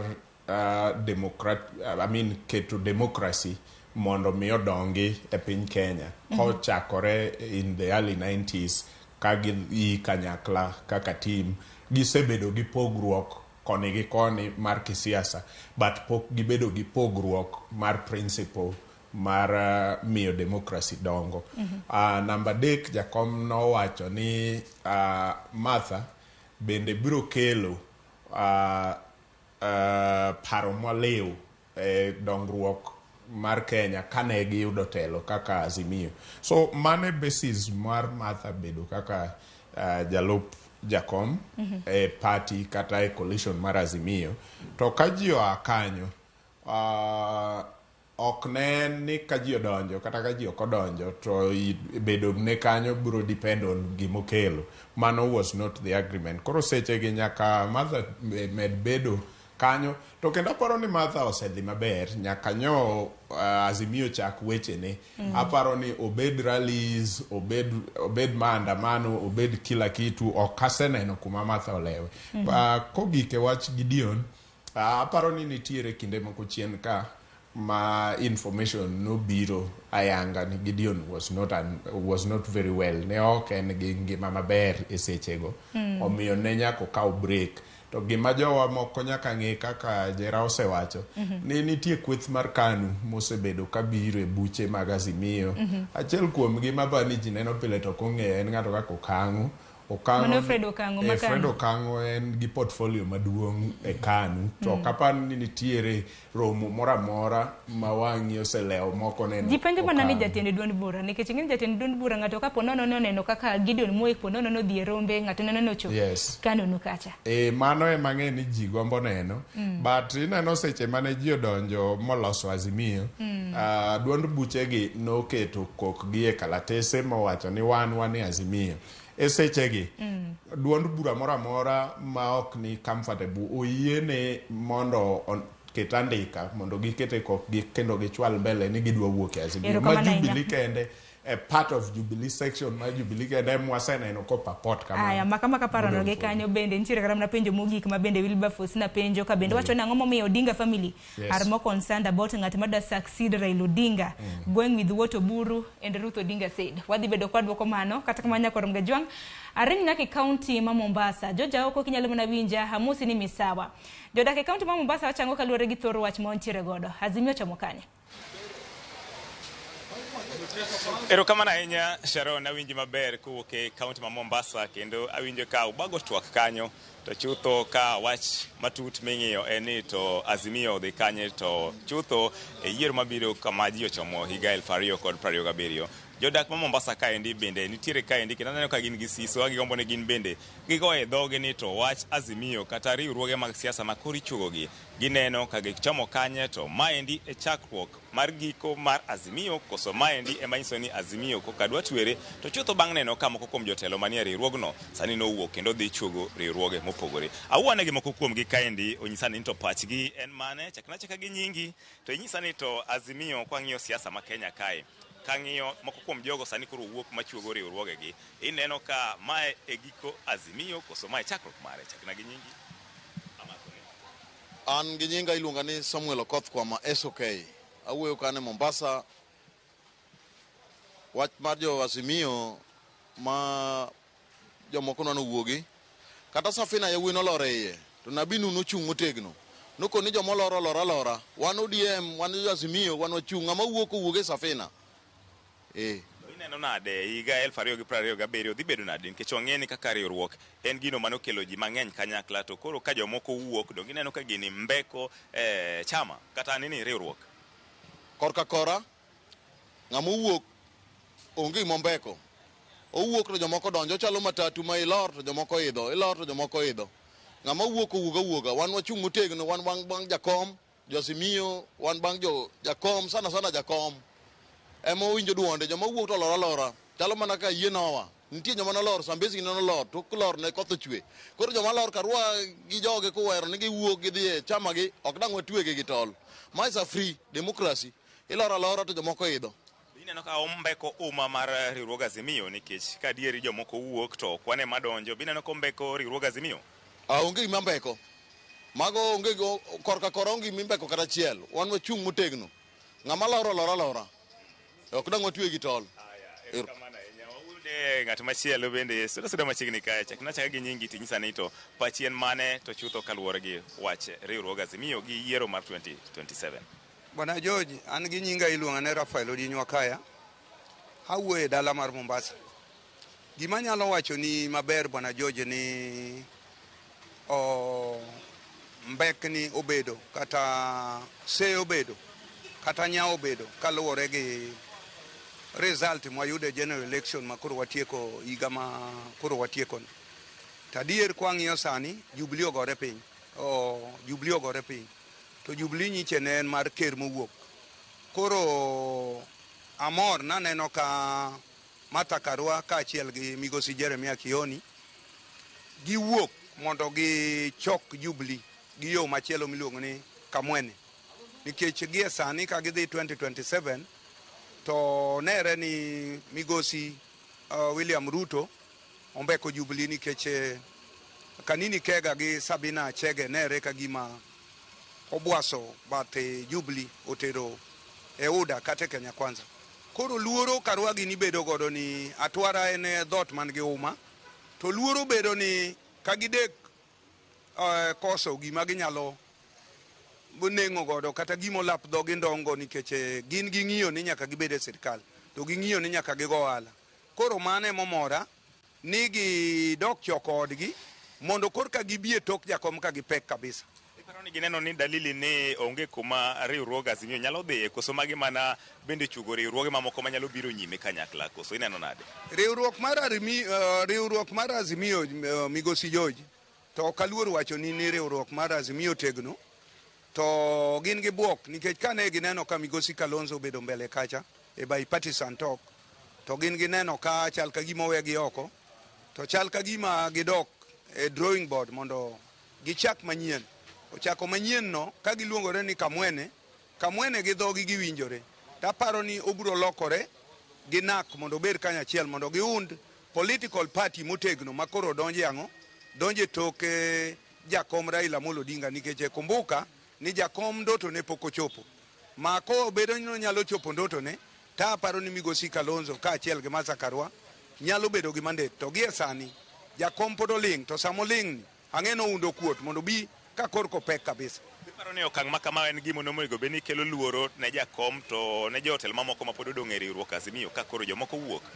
Jakom taparo ni luoro ok osebedo nikech higa 40 kaka wuono en e baba mar devolution to en e baba mar democracy to en emomiyo ji chiemo e Kenya mangima. Aparo ni jakom en kanyalo wacho ni en Coca-Cola kata bata to ok ariambo. Iuse kamoro amora kendo chamore kamoro amora. Pod opek kendo an gadier ni at the age of 82 2027 Amolo wudo ganda go piny matek kabisa onge gi luoro. Erokamano. Ayude paja dak machielo suda machiegni nyisane ni to koro wach mar riwruok mar Azimio la Umoja oneno ka ntiere moko kuom jotelo masani wuok e riwruogni. Ineno ka gini mbeko riwruog Azimio to maendi e chakruok mar giko Azimio koso ineno ka gini pod dhi medo tego Azimio? Erokamano George, iluonga ni James Akal, awuoyo ka e jiji mar Mombasa town. Aparo ni Azimio en Raila Amolo Odinga kendo Raila Amolo Odinga en e Azimio nikech jok mamoko goero ginyalo mna bedo gi nying ka gintiere bwo Raila Amolo Odinga. Kaka ne wachako historia, ne wachako gi Ford Original, wadhi e Ford Kenya, wamalo kawo Ford Kenya komachielo, wadhi e NDP. Koro NDP nobedo gi nying nikech chama mwaluongo e Kenya ka chama en Raila to Raila e chama. Omiyo bedo ni jogo dwa wuok kata jogo dwa gine en ni realignment moro ma gidwa tim kaka oganda mar joka rabuon. To ng'ama nyalo paro ni kowuok but Raila to ni koro paro ni Raila nyalo ndekni. Ng'e ni nyathi mathin kiting'e goki to neno nyithindo wetege nyithindo thindo to kilware piny to koro nyithindo wetega goe. Omiyo Martha Karua and the entire team mar jokamenego is not a threat ne Baba because Baba is an institution. Baba is an inspirational to Kenyans. Ng'ama feel ni Baba and below the average or NP kor customer idho zaidi, and come 2027 apparently a new crop of realignment will come up so long as ni Baba pod ngima. Baba is the party. Ayudo ng'ato mogik kaendi chakinachaga gi nyingi tinyisa ni neno mwelekeo ni kanye kama koro ji ochomo 2027 Azimio la Umoja be pod dhi bedo koso ineno ka ji makoro sechako wuok ni miyo koro dhi ndekni? Agoero kamano, iluonga ni Relax Omogi, dak Mombasa ka, aya ward Majunda. Kaluwore gi siasa, wasebedo siasa ndalo mang'eny, Raila Odinga osebedo siasa ndalo mang'eny. En ng'ama osebedo ka aya e party ni, odhi e party. Inyalo paro ka Raila chako siasa mare, nochako gi party mar osero nyal Kibaki LDP, obiro sani koro nyowa ni ODM gini Azimio. Come 2027 ok wanya predict nikech siasa dynamics mag siasa lokore. Omiyo ka nitiere jomoko mari group mano en gima ber nikech tayari Raila Odinga osebedo gi different teams chakre siasa mare. You remember very well ni Raila kane chako siasa mare ko osebedo kogoye nga players mosebedo kutuonga olahonga players to all along osebedo koyombo tikwale, which means ni en ng'ama kata koponi jomoko dwa wuok ire to un joma wuok gi be nyaka ubed mota nikech en bende kuma entiere en bende otugo mare. Omiyo gima ng'eyo ni party mar deputy president man Martha Karua magifo mar kamwene whatever it is, aparo ni ok en ni gida wuok Azimio. According to me gita mondo mi gi harmonize central mondo mi gibed as a team mondo mi jok mondo ka dhi e Kenya kwanza ka on weakness ma jogi timo then ka gibucha giduogi group to giru ka gin team motegno kata kopino gidhi Azimio, but whatever party magibro dhigo bro bedo a challenge ne party mabiro. Mana kaka iwinjo janeno mar Ramogi mago mana pach moko kuom jodak e kaunti ni ma Mombasa ka wacho pasgi kaluwore gi siasa ma ochomo 2027 to chutho bang' neno ka moko kuom jotelo mantiere e riwruog Azimio wuok oko kendo dhi chuogo riwruoge mamoko. Kowuok e kaunti ma Mombasa ne Ramogi TV, nyinga en George Aoko. Erokamano ahinya George Aoko, wawinjo yo makare kendo erokamano ahinya kuom chwalonwa twak gi oganda modak e kaunti ma Mombasa. Nyakoro mga jongo pogore gi mano hamol nyaka e kaunti ma Kisii mapiyo piyo. E kaunti ma Kisii okinyi ma kawuono ji nochio gi buok bang' miyo moro gi nyithinde 2 nowang'e odgi motho. Nyawadwa Chris Otieno nitiere kaunti ma Kisii. Chris, kinyalo mana winja amusi ni misawa. Nyaka sani en ler mane mabende nyalo chiwonwa kotende gi masira mar mach mabende nonego miyo gi nyithinde 2? Oyawra ahinya Sharon, mana kaka iwachono kuma ntiere gwenge ma Bonyando mano Bonchari e kaunti ma Kisii kama nyaka sani ji 4 owito ngimagi koting'o 100 kod nyithinde 3. Hapa niko na OCPD wa eneo hili aweze kutujengea taswira nini kilichojiri kutokana na mkasa huo wa moto ambao ulianza mwendo wa saa 4:30 hapo jana usiku na kusababisha vifo vya watu 4. Japo kuna 2, baba na mtoto wa miezi 6 hivi ambaye waliokolewa katika mkaso huo wa hapo jana. Karibu katika runinga ya Ramogi, Charles Machinji. Asante sana Crispin. Kwa majina naitwa Charles Machinji, OCPD wa ile ya Kisii South. Jana tulikuwa na tukio mbaya hapa Bonyando ambapo nyumba ya mwananchi mmoja anaitwa Richard Onteri ilishika moto mwendo wa saa 4 usiku kuamkia leo. Wananchi walijaribu kuzima moto lakini ikawazidi nguvu. Katika hiyo process tumepoteza watu 4. Mama mwenye nyumba, mtoto wake wa 7 months, mtoto yake miaka 7 na mtoto mwingine wa miaka 10. Baba mwenye nyumba na mtoto mmoja wako hospitali wanaendelea kutibiwa. Chanzo ya hiyo moto hatujajua kufikia sasa.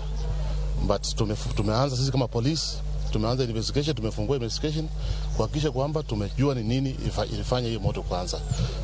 Naomba wananchi wa area hii tuwe watulivu, mngojee uchunguzi wa polisi, tutaambia nyinyi ile kitu itendeka ndio hii moto ikachoma watu wetu.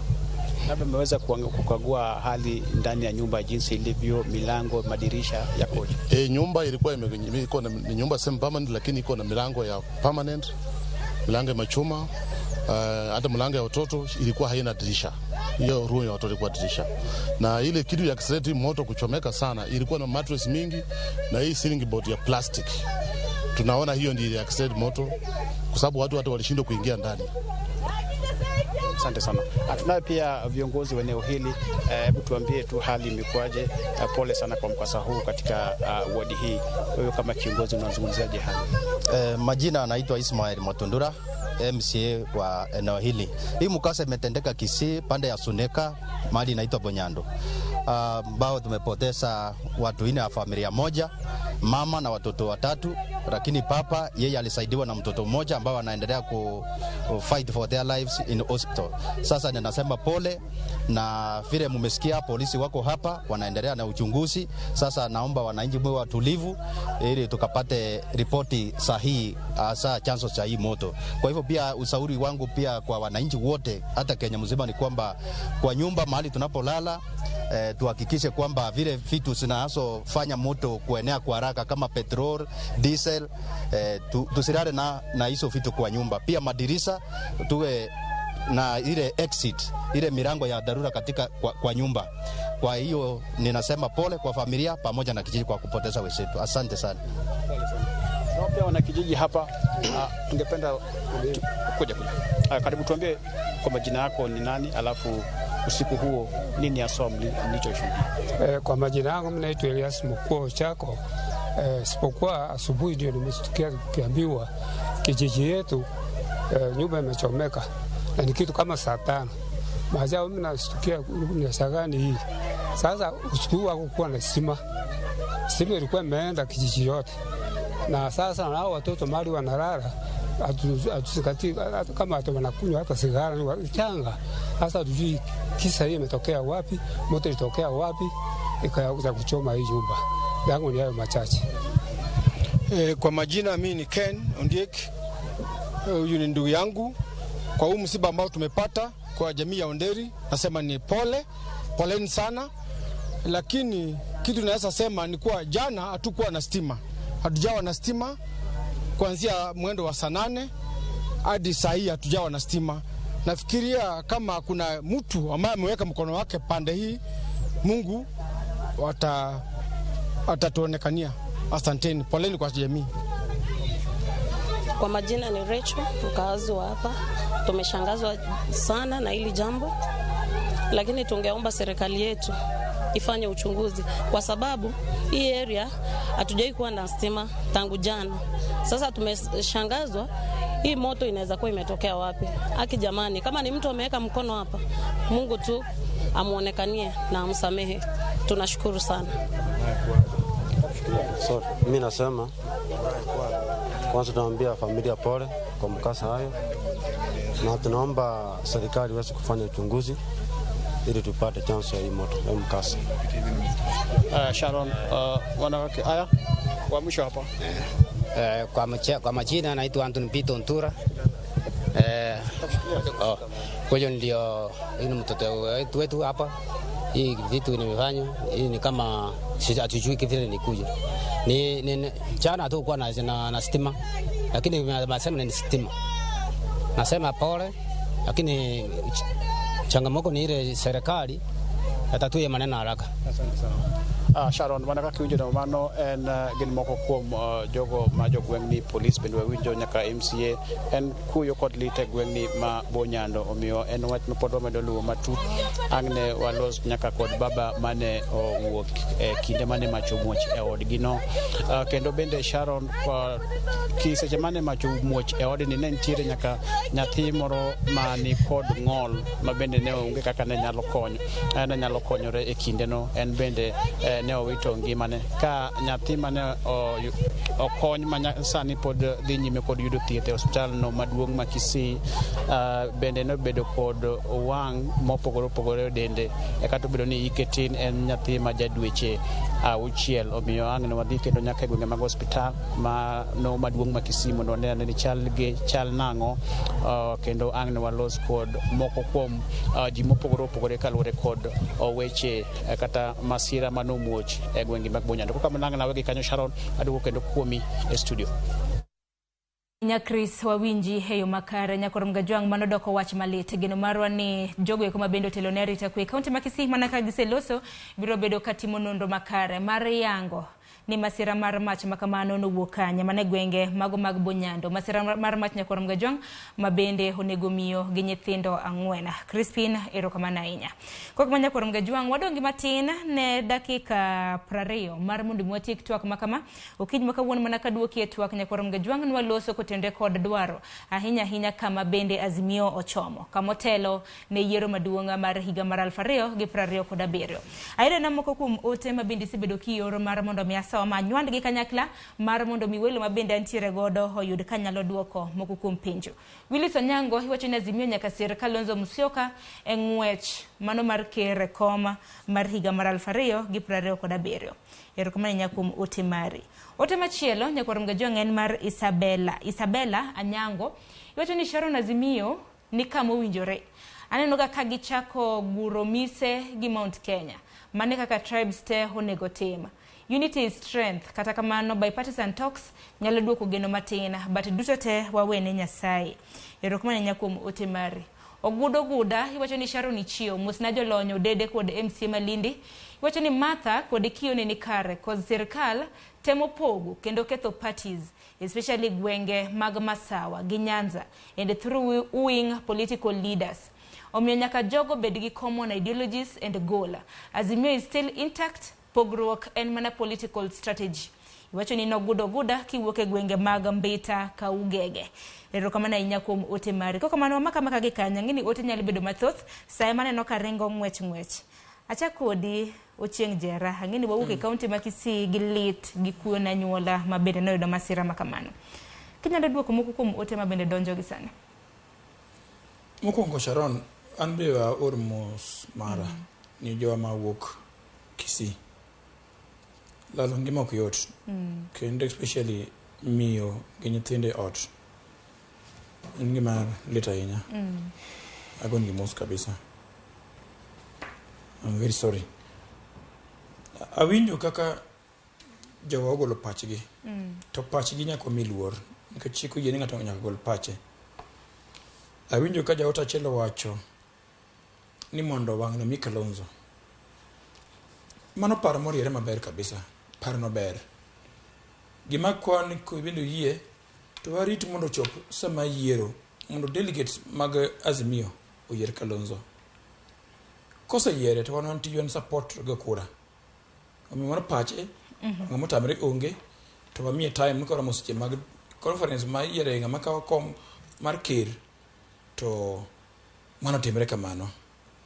To gimiyo Isabella mowacho ni wadhi maber. Adire mantie kiwuotho e piny kae. Na wacho kae ni ja piny wuon ma piny ka. Mor gi Azimio. Kich Azimio owuok Opogore ne ngimagi. To dire mantie ni ng'eng jo piny bende ng'eyo ni ombulu mo ani ok nober. Omiyo nawinjo ka Mheshimiwa Dede wacho maber kae. Ni ja piny man oko ong'in jakom e ruodhgi. Kendo ging'eyo ni sani kata serikal maluongo ni serikal mantie UDA gin makendo gi criticize Azimio ka gima gin e position. Ngiso ni gima watimo ber, watimo ber jo piny. Wageno kendo wachiko gini wabro medo gore ja piny. Makata kendo wacho ni kiny di mandamano wan voluntary. Pok waweyo. But jakom wacho ni sani wawe mondo mi ji owuo. Ka dipo ni gitamre wuoyo no kaka jomoko go kwan gi mondo ketho wuoyo. To kanyo mabende wan waikre maluwo gi jakom owacho. Awinjo ka ng'ato wacho moro ni joka Odinga Manene Ruth to gi Senator Oburu dwaro ng'eyo wach manga maka utok jakom. Nase wuoyi gino kae. Ma wacho ni Senator Oburu ne wuoye e wach mar governorship Masiaya. To Ruth Odinga wuoyo very clearly. Owacho ni Raila pod nitie. Weche moko miwacho ng'ane dwa kawo kanye go ji owere go. Ok owacho ni ng'ama kawo tok jakom en ng'a. Owacho ni jakom pod nitie. To mane adiera mantie. Jakom pod nitie kendo tegno. Omiyo waweyo ringo ng'wech.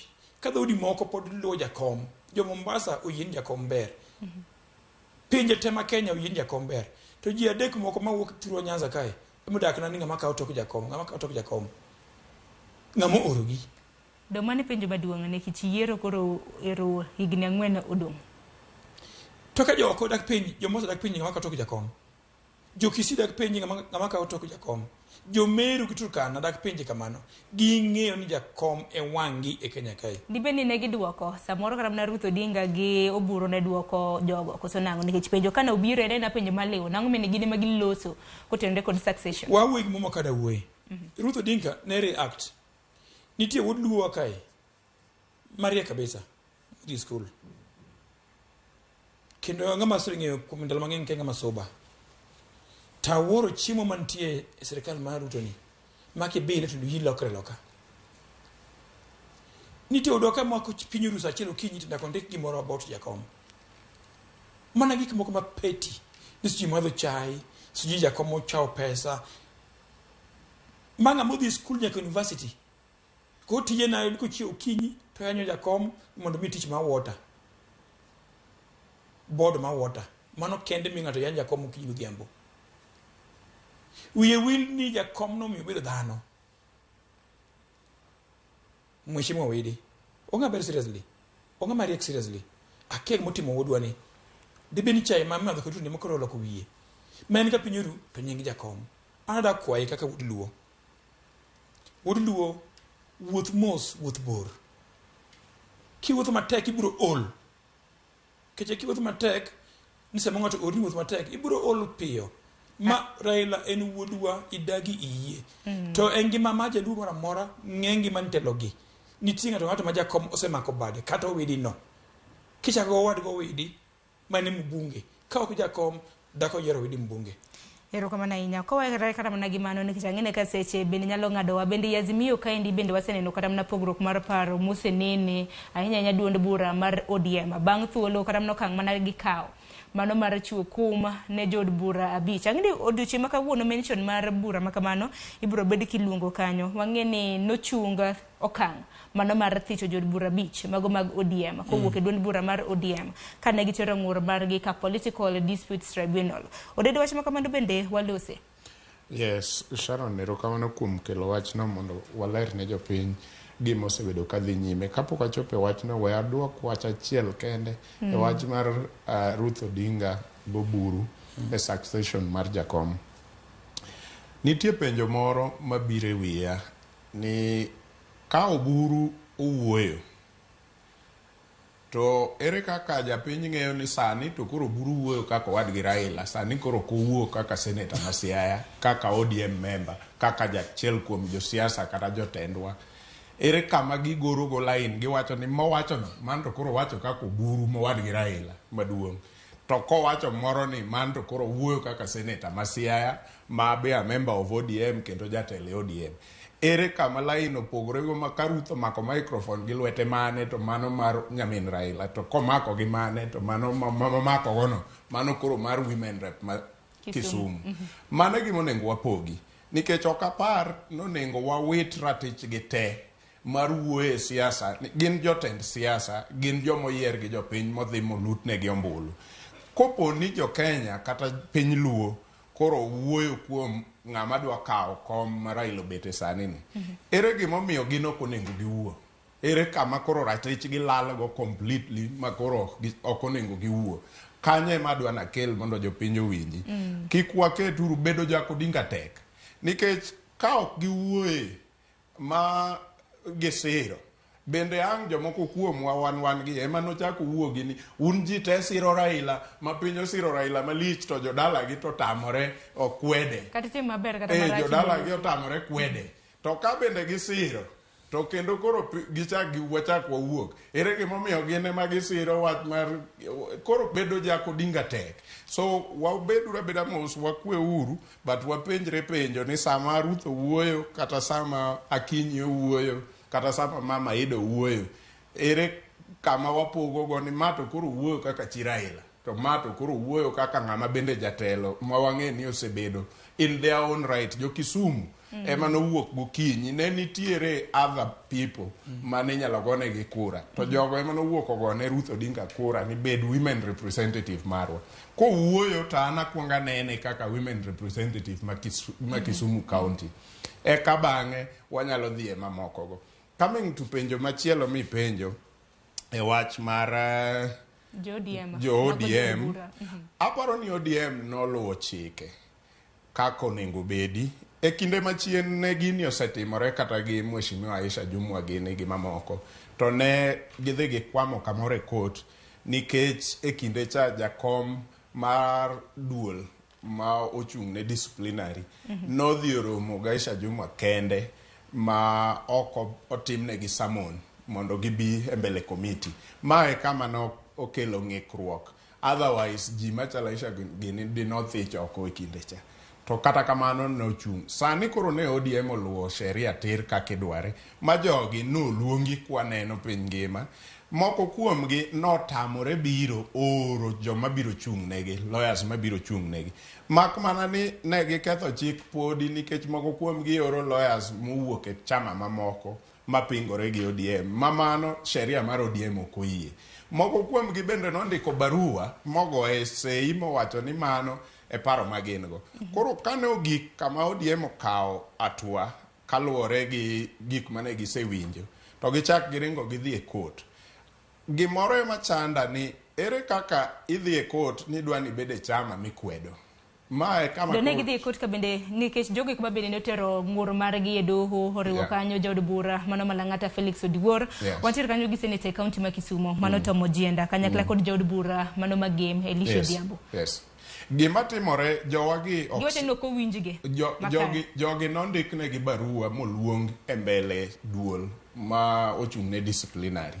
Ne waneno gi wang'wa Sharon ka moko kuomgi odhi kaka Nyamita nodhi mobede mbele duolni. Anyalo paro ka waneno nyaka e mbui kendo e TV ka Nyamita nigi exchange gi jakom Professor iluongo ni ng'a? Professor mochung' ne disciplinary e ODM. To moko kuomgi bende nobiro kako jenda nobiro mobete mbele. Ok nyalre Sharon, magi miriambo ok nyalre ni Elisha gi Jalango gini. Jalango inyalo paro ka ji ni e homecoming mar Ray. Kendo Jalango wacho ne president ni anadhi e mbele disciplinary committee week mabiro ni. Kendo agombo ni mondo adhi to jomodong' gi lawyers an kenda ema ok an lawyer. Inyalo paro. Nyiso ni en miriambo ka ginyalo lokore sani kendo giwacho ni ok owinjgi. E kinde mosekalo bende niwinjo kanyo ka bende mano kata awinj kata mana pach kapok idhi ir jera nitie gima be onego waler ne jopiny. Gima mbaka madhi nyime sani oko kacha en niya gikelo mbaka moro mopogore matin, adieri moko ni iye matin kato gituono chumbi. Giwacho niya ni gin idwa thichgi oko e chama ni wira ma gimosore gi president kata ni wira ma gilimo president e State House. Apa ni mano to kadieri. Adieri en ni president osemosore gi ji mang'eny e chama mar ODM kata e Azimio. Nyaka jok matiyo kendo manie good books gi Azimio. Jogi iwacho niya sama ne chama okawo atua kaka chama kata Azimio mowacho ni wan cost of living ni malo, ngima mar maisha mar jopiny dhi marach, to jopiny ywak. Koro wan wadhi e bunge wadhi wacho no ne bill ni. Moko kuomgi nodhi blatantly owacho yes. Koro ka chama luongo gipenjo gi ni ang'o momiyo in ni ka opposition mopogore gi mane chama okawo to jopiny ywak oko kacha. To gilokore giwacho ni gin isando gi nikech ni wira mane gidhi manyo maendeleo. Mano e gima ok wabi we jopiny mondo wuondi gi miriamba bila. The same people manodhi ogo yes ni mondo mi VAT kuom mafuta owuok e 8% odhi e 16%. Owuok oko sani masquerade ne jopiny ni gini en a global issue. En gima kwani ne waneno parliament moko bende komedo VAT from 18 to 16 no. Jowa ema nodhi ogo kura mowacho ni yes med nengo VAT mar mafuta from 8 to 16%. Kabe yo semedro ki gichak giduogo oko giwuondo jopiny ni gino en a global issue. Ang'ene bendo chakwacha kotieko chenro karamna mar tieko chenro makama bendo ching jera winje karamna pache kine mosekalo senjo kambadi mabele jakom mar ODM wacho ni gino koremge jod bura bichgo ne giketo resignation karamna okang' mar gweta. Chairman no wuoyo mana dier to adier mantie ada migi mfano mayot kiidho bas ka idhi Kisumo to ka bas ochopo Nakuru ji wuok dhi konyre to in ilor piny ikawo bas machielo madok Nairobi to jo bas man kae onong'o nafas modong' kae joma dhi Kisumo dwa donjo itamgi wakawogi ng'ama osewuok e bas mochomo bas madhi Nairobi koro bas nyonge go tich weri go we demand kom intie njemo ko donje ji abich gi nose wacho ni gin taxes mag chiemo nyaka ting mali bunge mana gi gombulu chama marwa ma ODM to Azimio nokwero gi ni ku gombulu ni finance bill to ng'ama dhi hinyre en japiny manyo miyo mbulu ne gitamri winjo koro gin ne gisewere gi jopiny gi chiemo gi sirikal japinyo hinyere kende gi ginkoro gi mor tada wing and achiel meno wadwa Jalango mawuok Lang'ata kicha wuoyo kode nikech wan kode Nairobi kenan vice chairman mar ODM Nairobi parie kami wuoke ka an kodi ka wachung gi mheshimiwa Rero gi MCAs apar manochung i coalition mar Azimio no chopo sama koro onge kata kaka dwa wuothe Nairobi ni keche e wards magwa gi constituency magwa waonge singa par mar fair Jalango no gi mheshimiwa Rero gi wan ne wadhi jakom konywa maja komulunga rambe Serena marambe manaja komogolo pesa en wuon ema no pogo dhigo campaign e kinde ma kisera magombulu dak ne ruto miye pes campaign kinde cha maja kom manya kom president to podi biro timo rambe kaka wacho ma langata mare oko gombo njo langata kama wuok e kibra gi langata oko skombe mana mapiyo piyo koro iwinjo koro kaja komo se biro mutimo nyaka rambe mogolo pesa mo mindi campaign kodo to indua chiel kidhi bunge to koro yanyo jedunga mofuo okega motimo iminge gimetimo bendo se yanya dier to apenji sami wacho ni jakom gima kunyi ko onge ini serikali manyo mwandu dakini manye chon gi chama mag uda amia wacho okada pando ngato aja koma chama yakabede gi chik kada studio ka nige chik kada bas mi idho nige chik ni idho bas bedi kom tuwe mkanda miyo jalango yue na chiel dugi wacho ni baba ema no konya to poda luwo ani ODM ti weri yoche mag sirikal kama giteri onge maendeleo igole bunge okgol state house kache bunge mekale chike mana kaka bedi assembly kadhi bunge assembly kacha ema kare chik mar konyo ward mara Malindi kata kamano odiochi maka wuono doho biro bedo kaluongo bura maka mano e mention wabiro bedo kwa luoni nyakwara mgajwang ko kamano adaro mar mon bi watieki odede ko tieko gi wachni mogik ero kamano nyikwara mogi wamor ni weche pod dhi nyime bipartisan nitiere moko kuomwa ma oseneno ni gidwa tiyo gi sirikal mantie ana onge gi wach gi ji abilano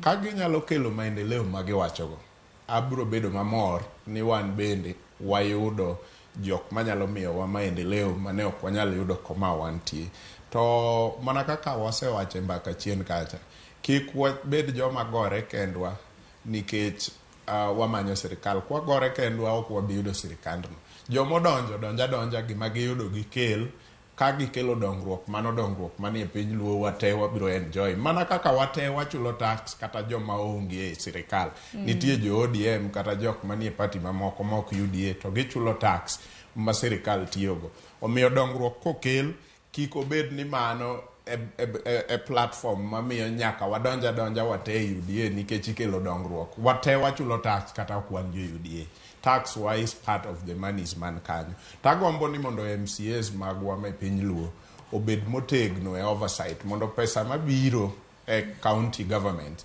oyud tich makare manyalo kelo dongruok ma jopiny neno nikech onge mar dongruok mar counties go ema kelo bedo ni ng'ato nyalo biro nugi alternative ma umbe ung'eni ok en dongruok but nikech un desperate koro udwa adhiya nikech umanyo dongruok county government onego bed ni e chuny dongruok hie erokamano chenjera kapok awinjo kata mana paro mogik mintiere godo kaluwore gi thoro wach nyakoro mgajwang' e chal mar fwambo bed nanyisi ni jatend migawo mochung' weche mag ohala mano Moses Kuria bedo doche ma kawuono nalimo county mano mar Siaya mano mar Yango kama bende ibiro bed ka igere kembe mago maga thedho mwandu mopogore manene kanye apisi mano mar gavana e county ma Siaya James Orengo chenro mabende biro ni achiel kachiel ka bende chenro makamano igeno ni ibiro bed kitiyo godo gi omenda maromo siling milion 500 siling milion 250 ibiro bed kichiwo gi piny owacho ka bende siling milion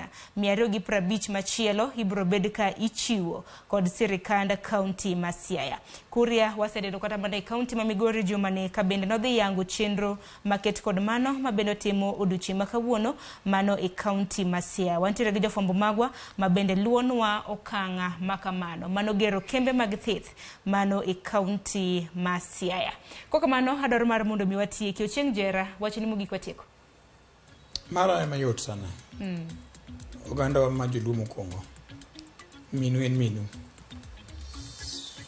minu ok nyal loko history ma luwo ngiso wani kata chakre ndalo Odinga 1992 nitie joma mang'eny mane ker ma moyo nyiewo kane waloso sirikal kane osemama kom gi ma Ford to kane gidhi e sirikal ne girem nyaka chieng' kawuono to higni duto te ka wabiro ka wantie NDP ka wantie LDP ka wabiro kamano ji dhiga sirikal koloso sirikal manyien to giko ne gilal kamano penj gi momiyo omiyo japiny kik bed gi wasiwasi ni jomoko adek ang'wen abich ringo dhi kuonde moko.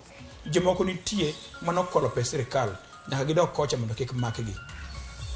To moko be nitie maparo ni kidhi sirikal tidhi nong'o mwandu mapiyo piyo. An akwayowa wabedi e chama mar ODM, wabedi e Azimio. To jok mapakore ni gin thuondigi, jowani nyakach kae, ne gitim ang'o mondo kony jowa nyakach. Nyatike manyidaro joluo e kona moko, gitim ang'o mondo gikony joluo. Pod jakom Raila Amolo Odinga mawuoyo to konyo ogandawa. An akwayo ni wabedi odwa, wagero odwa, dhoudi moko yie sirowa. Obedo makare kendo mokwongo. Erokamano ahinya Gunwe, erokamano ahinya kuom biro to okinyi ma kawuono chieng' jera mane MCA Malindi e kar chungo od bura ma Kibra kanyakla kod Mesha Kudede. Erokamano ahinya kuom bedo e twak. Kok manya kwarom Gajuanga saa 5 onyango hemoseromo kanyo. Gikanyo bende wakelo we giko mano mar twak mabende nwantiere godo. Chenro no chako saa 12 mar okinyi no kan kenda nantiere gi nyadendi Joyce Oduor. Kiny biro do chienya kwarom Gajuang ibed gi do chienga makare. Orituru masane nyinga Sharon Ngao.